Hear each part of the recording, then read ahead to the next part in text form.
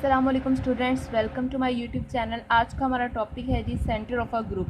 Group का centre क्या होता है हम लोग डिस्कस कर चुके हैं। अब तक नॉर्मल सब ग्रुप्स को तक हम लोगों ने सारा कवर कर लिया था। पिछले लेक्चर में क्वेश्चन ग्रुप डिस्कस किया था। अब हम डिस्कस कर रहे हैं जी centre of a group.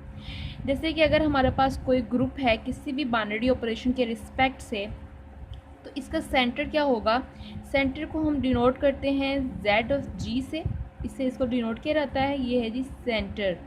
Centre है ग्रुप का, इसको हम इससे डिनोट करते हैं जेड ऑफ जी से। और इसकी डेफिनेशन है इस तरह से कि इसमें ऐसे एलिमेंट्स आते हैं जी के, यानी इस ग्रुप जी के ऐसे एलिमेंट आते हैं सच डैट जो इस बाइनरी ऑपरेशन के रिस्पेक्ट से इस जी के हर एलिमेंट के साथ कम्यूट करते हों।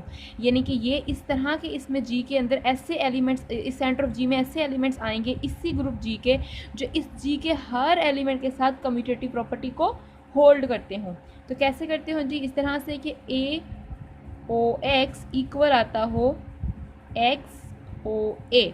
ठीक है, तो ये हमारे पास होल्ड करते हो फॉर ऑल एक्स बिलोंग करता हो जी जी को, यानी कि हर एलिमेंट ऑफ जी कोई भी एलिमेंट हम ले लें उसके साथ ये एलिमेंट जो सेंटर में पड़े होंगे वो कम्यूटेटिव प्रॉपर्टी होल्ड कर रहे होंगे बाइनरी ऑपरेशन जो भी ग्रुप के ऊपर हो उसके रिस्पेक्ट से। ठीक है, तो यहाँ तक आप उम्मीद करते हो मेरी बात की समझ आई होगी। अब इसको मज़ीद डिटेल में लेकर चलते हैं कि जो सेंटर है ग्रुप का, एक तो बात हमें ये समझ में आ गई कि ऐसे एलिमेंट लेने हैं जो इस जी के हर एलिमेंट के साथ कम्यूट करते हों।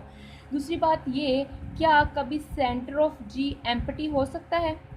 क्या सेंटर ऑफ जी कभी एम्प्टी सेट हो सकता है? ये क्वेश्चन है।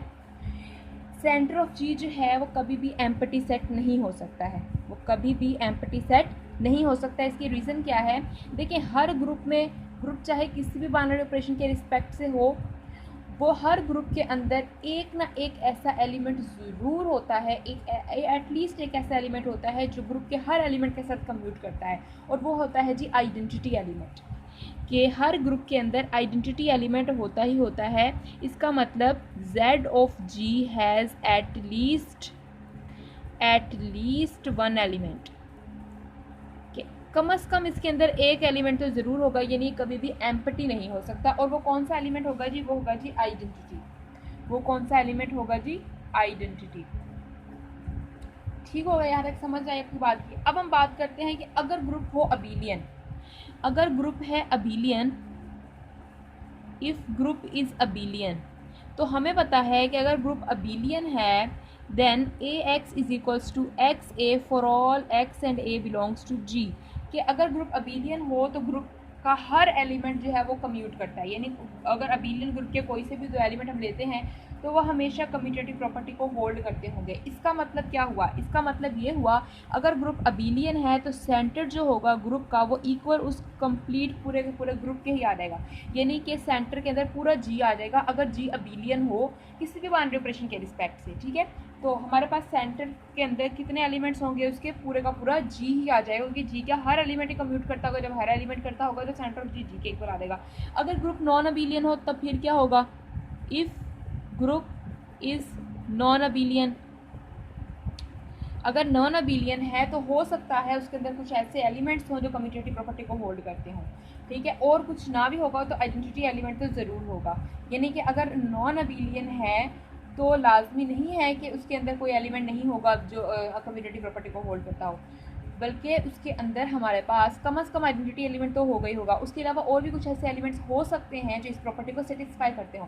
तो स्टूडेंट्स, हम इसके से रिलेटेड एग्जांपल्स करते हैं। एग्जांपल्स जब करेंगे तब आपको समझ में आएगा कि कैसे हम सेंटर निकाल सकते हैं किसी भी ग्रुप का, किसी भी बाइनरी ऑपरेशन के रिस्पेक्ट से हो।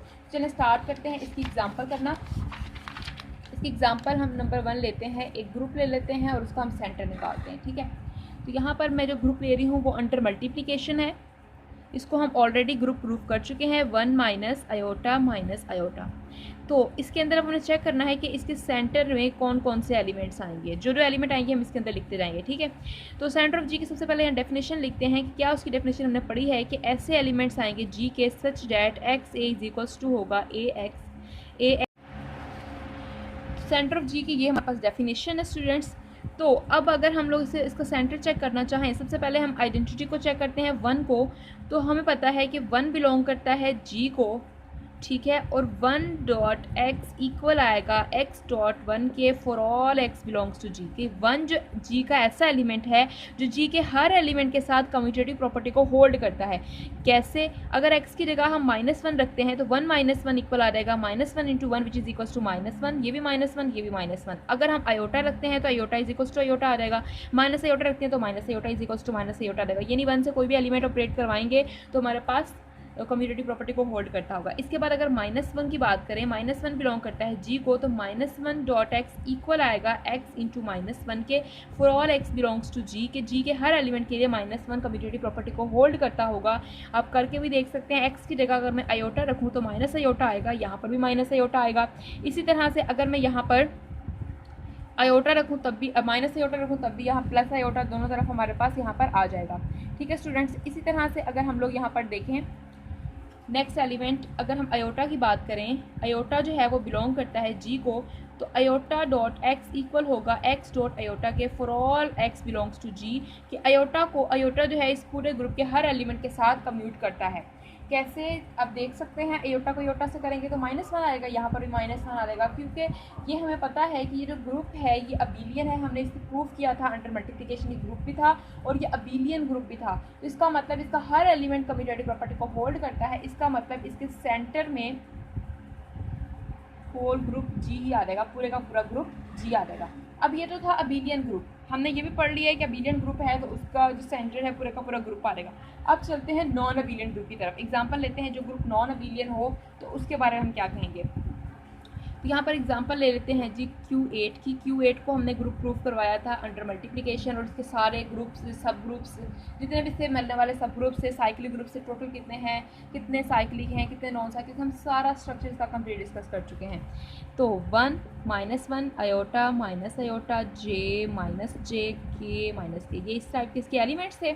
ठीक है, आपको यही पता होगा कि हर एलिमेंट का ऑर्डर कितना है, क्योंकि हम पिछले वीडियोस में डिस्कस कर चुके हैं। तो अब अगर हम देखना चाहें कि इसके सेंटर में कौन कौन से एलिमेंट्स आएंगे, यानी इसके सेंटर में कौन कौन से एलिमेंट्स आएंगे वो देखते हैं। तो सबसे पहले 1, हमने बताया था कि आइडेंटिटी एलिमेंट का जो ग्रुप होगा उसके हर एलिमेंट के साथ कम्यूटेटिव प्रॉपर्टी होल्ड करता होगा, यानी 1.x इक्वल है x.1 के फॉर ऑल x बिलोंग करता है Q8 को। इट इम्प्लाइज के 1 जो है वो बिलोंग कर देगा सेंटर ऑफ g को, तो यहाँ पर आ जाएगा 1। अब -1 को अगर देखें तो -1.x इक्वल आएगा x.-1 के for all x belongs to Q8। तो चेक कर लें जी, x की जगह कोई भी एलिमेंट रख के देख लें। अगर आयोटा रखेंगे तो माइनस आयोटा, यहाँ पे भी माइनस आयोटा रखेंगे तो यहाँ भी प्लस आयोटा, यहाँ भी प्लस आयोटा, यानी कि ये हर x के लिए होल्ड करता होगा। इसका मतलब -1 भी इसमें आ जाएगा। अब बात करते हैं आयोटा की। हमने जब ये ग्रुप डिस्कस किया था, हमने इस तरह से एक सर्कल बनाया था, उसके अंदर हमने एलिमेंट्स रखे थे, जिस तरह से उनकी डायरेक्शन रखी थी कि अगर हमारे पास यहाँ पर हम इस डायरेक्शन में i को लेके जा रहे हैं, इस डायरेक्शन में j को लेके जा रहे हैं, यानी कि ये हमारे पास इस तरह से है इसकी डायरेक्शन, तो ये हमारे पास यहाँ पर k, कि अगर हम i.j लेते हैं तो k आता था हमारे पास आंसर, अगर हम j.k लेते थे तो i आंसर आता था, k.i लेते थे तो j आता था। यानी कि अगर हम इस एरोस की डायरेक्शन पे चलते थे तो पॉजिटिव आंसर्स मिलते थे, अगर इन डायरेक्शंस के ऑपोजिट चलते थे तो नेगेटिव आंसर्स मिलते थे। यानी जैसे कि अगर k.i करते हैं यानी इस डायरेक्शन के रिस्पेक्ट से तो j आंसर मिलेगा, अगर हम i.k करते हैं यानी इसकी डायरेक्शन उल्ट करते हैं तो माइनस का j आंसर मिलता था। इस तरह से हमने इसको डिस्कस किया था। यहाँ पर देखें, अगर हम देखें तो i बिलोंग करता है Q8 को। अब हमने चेक ये करना है कि i.x इक्वल आता है x.ik के नहीं, ये चेक करना है। तो i.x रख लेते हैं, यहाँ से हम लोग j रख लेते हैं। i.j इक्वल होता है k के और j.i इक्वल होता है -k के, क्योंकि i.j इस एरो के रिस्पेक्ट से जाएंगे तो k आंसर मिलेगा, लेकिन अगर इसके ऑपोजिट डायरेक्शन में चलेंगे तो j.i करेंगे तो माइनस का k मिलेगा। इसका मतलब i.j not equals to j.i, इसका मतलब कि i जो है वो कम्यूट नहीं करता है हर एलिमेंट के साथ। अगर i कम्यूट नहीं करता है तो इसका मतलब j भी तो कम्यूट नहीं कर रहा है, क्योंकि j i के साथ नहीं कम्यूट कर रहा, इसका मतलब i और j तो इसमें नहीं आ सकते। इसी तरह अगर हम -i की बात करें, -i Q8 में बिलोंग करता है, तो -i की अगर हम बात करें तो -i.x क्या इक्वल आएगा x.-i के, ये हमें चेक करना है। तो x अगर हम कोई भी इसका एलिमेंट रख लें, चलें यहाँ पर हम -j रख लेते हैं, यहाँ आ जाएगा -j.-i। अब i.j हमारे पास माइनस माइनस तो प्लस हो जाएगा। i.j किसके इक्वल होता है जी k के, j.i किसके इक्वल होता है -k के। तो ये हमारे पास इक्वल नहीं है, इसका मतलब कि जे माइनस जे और आई जो है ये भी सेंटर में नहीं हो सकते। इसी तरह अगर हम के की बात करते हैं, के की बात करें अगर हम, तो के अगर हमारे पास Q8 को बिलोंग करता है, क्या ये सेंटर में आ सकता है कि नहीं? अगर के डॉट आई करते हैं तो आंसर आता है जे।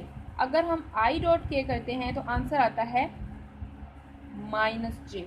तो इसका मतलब कि ये भी हमारे पास सेंटर में नहीं आ सकता। इसका मतलब इसके सेंटर में सिर्फ दो ही एलिमेंट्स हैं, वो है 1 एंड -1, जो कि Q8 के हर एलिमेंट के साथ कम्यूट करते हैं। बाकी एलिमेंट्स आई, माइनस आई, जे, माइनस जे, के माइनस के इस प्रॉपर्टी को सेटिस्फाई नहीं करते, इसलिए वो सेंटर में नहीं आएंगे। तो नेक्स्ट और एग्जांपल करते हैं हम लोग। एग्जांपल हम यहाँ पर ले रहे हैं, देखिए जो अबिलियन ग्रुप्स हैं उनका तो हमें पता चल गया कि जो अबिलियन ग्रुप्स होंगे वो उनका सेंटर में तो पूरे का पूरा ग्रुप ही आ जाएगा। इस तरह से अगर हम z ओवर एन जेड की बात करें, यानी n की कोई भी वैल्यू पुट कर दें, चाहे z ओवर z हो, 1z हो, z ओवर 2z हो, z ओवर 3z हो, कोई भी हो हमारे पास n की वैल्यू, हमें पता है कि ये z ओवर एन जेड जो है ये अबिलियन है। इसका मतलब जो सेंटर होगा, ये अगर ग्रुप है जी, तो इसका जो सेंटर होगा उसमें पूरे का पूरा ये जी ही आ जाएगा, यानी पूरे का पूरा z ओवर एन जेड ही आ जाएगा। ठीक है। इसी तरह से अगर हम z over N Z asterisk की बात करते हैं तो ये भी अबिलियन था, हमने इसे देखा हुआ है, कंप्लीट हमने डिस्कस किया हुआ है। इसका मतलब इसके सेंटर में भी अगर ये ग्रुप है तो इसके सेंटर में भी हमारे पास जी पूरे का पूरा आ जाएगा, यानी z over N Z asterisk आ जाएगा। ठीक हो गया, ये हो गया। उसके बाद अब हम चलते हैं एस की तरफ, एस एन की तरफ। एस एन जो ग्रुप है n greater than equals to 3 के लिए ये नॉन अबिलियन है और नॉन साइक्लिक है, और S1 और S2 जो हैं ये हमारे पास अबिलियन हैं और साइक्लिक भी हैं। ठीक है। तो इसका मतलब है S1 और S2 का सेंटर तो पूरे का पूरा यही आने वाला है। जैसे कि अगर हम बात करें S1 की, उसमें तो सिर्फ आइडेंटिटी एलिमेंट ही होगा, तो सेंटर ऑफ S1 में क्या आ जाएगा? S1 complete. S2 की बात करें तो इसमें आइडेंटिटी होगा और इसमें होगा 1 2 एलिमेंट। इसके सेंटर, ये भी अबिलियन है तो इसके सेंटर में क्या आ जाएगा? पूरे का पूरा S2। अब हम S3 की बात करते हैं। S3 के एलिमेंट किस टाइप के थे? Identity 1 2 1 3 2 3 1 2 3 and 1 3 2। इसमें देखें क्या ये इसके सेंटर में कौन कौन से एलिमेंट्स आएंगे। अगर हम 1 2 को लेते हैं, अगर हम 1 2 की बात करते हैं, ये बिलोंग करता है S3 को। अब देखना ये है कि ये सेंटर में आएगा कि नहीं आएगा। तो 1 2 के साथ अगर हम कम्यूट करवा लेते हैं जी, 1 2 3 को करवा लेते हैं, तो 1 2 3 को करवाएंगे तो कैसे मल्टीप्लाई करवाते हैं? परमुटेशंस को हम ये देख चुके हैं, साइकिल्स को किस तरह से उनका प्रोडक्ट लेते हैं ये हम देख चुके हैं। तो यहाँ पर देखें 1 गोज़ टू 2, 2 गोज़ टू 1, उसके बाद 2 2 गोज़ टू 3, 3 गोज़ टू 3। तो इसका आंसर आ रहा है जी 2 3। अगर हम 1 2 3 को 1 2 से करवाते हैं तो क्या आंसर आएगा? यानी कि सेंटर के लिए यही प्रॉपर्टी है ना कि एक्स से इक्वल हो ए एक्स के। तो अब हमने एक्स से करवा लिया है। अगर एक्स हमारे पास, हम देख रहे हैं कि S3 का एलिमेंट है, एक्स ए करवा लिया है, अब हमें ए एक्स देखना है। ठीक है। तो ए एक्स देखने के लिए हमारे पास क्या आएगा? 1 2 3 है तो 1 goes to 2, 2 goes to 3, 3 goes to 3, 3 goes to 1। इसका आंसर 1 3 आ रहा है। इसका मतलब कि 1 2 3 का आंसर इक्वल नहीं है 1 2 3 इंटू 1 2 के, यानी एक्स ए इक्वल नहीं है ए एक्स के। इसका मतलब कि 1 2 जो है ये सेंटर का एलिमेंट नहीं हो सकता है। इसी तरह से अगर हम 1 3 को चेक करना चाहें, 2 3 को, इनमें से कोई भी एलिमेंट इसका सेंटर का एलिमेंट नहीं आएगा, आप लोग चेक कर सकते हैं। इसी तरह से अगर मैं 1 2 3 को चेक करना चाहूँ, अब देखें 1 2 3 के साथ नहीं कम्यूट किया, इसका मतलब 1 2 3 1 2 के साथ भी कम्यूट नहीं कर रहा। इसका मतलब ये दोनों एलिमेंट्स ही नहीं हो सकते, इसलिए हमें इसे चेक करने की ज़रूरत ही नहीं है। हम 1 3 को चेक कर सकते हैं। 1 3 को अगर हम 1 3 2 के साथ चेक करें तो 1 goes to 3, 3 goes to 1, 3 goes to 2 goes to 1, 1 goes to 3। इसका आंसर 2 3 आ रहा है। अगर हम 1 3 2 को 1 3 से करवाते हैं तो 1 goes to 3, 3 goes to 2, 2 goes to 2, 2 goes to 1। इसका आंसर 1 2 आ रहा है। आंसर सेम नहीं आ रहा है, इसका मतलब 1 3 और 1 3 2 कम्यूट नहीं कर रहे, इसका मतलब ये भी सेंटर में नहीं हो सकते। इसी तरह से 2 3 भी नहीं आएगा, सिर्फ आइडेंटिटी एलिमेंट ही होगा जो सेंटर ऑफ S3 में आएगा। वो क्या होगा? Identity element. ठीक है स्टूडेंट्स, यहाँ तक वो समझ आए। अब हम बात करते हैं अल्टरनेटिंग ग्रुप की। हम लोगों ने वो भी डिस्कस किया हुआ है। अल्टरनेटिंग ग्रुप की थोड़ा सा हम डाइहेड्रल ग्रुप की एग्जांपल ले लेंगे, ताकि मैं चाह रही हूँ कि जितने ग्रुप्स हमने पढ़े हैं सबके हम थोड़ा थोड़ा सेंटर्स डिस्कस कर लें। ठीक है, ताकि आपका कॉन्सेप्ट अच्छे से क्लियर हो जाए। तो अब हम बात करते हैं जी अल्टरनेटिंग ग्रुप की, यानी AN की, जो कि सब ग्रुप होता है SN का, जिसमें इवन परमुटेशंस होती हैं। ये सब हम डिस्कस कर चुके हैं AN को डिटेल से, इसके सब ग्रुप्स भी निकाल चुके हैं, साइक्लिक सब ग्रुप भी निकाल चुके हैं, सारी बातें हमने इसकी डिटेल में डिस्कस की हुई हैं।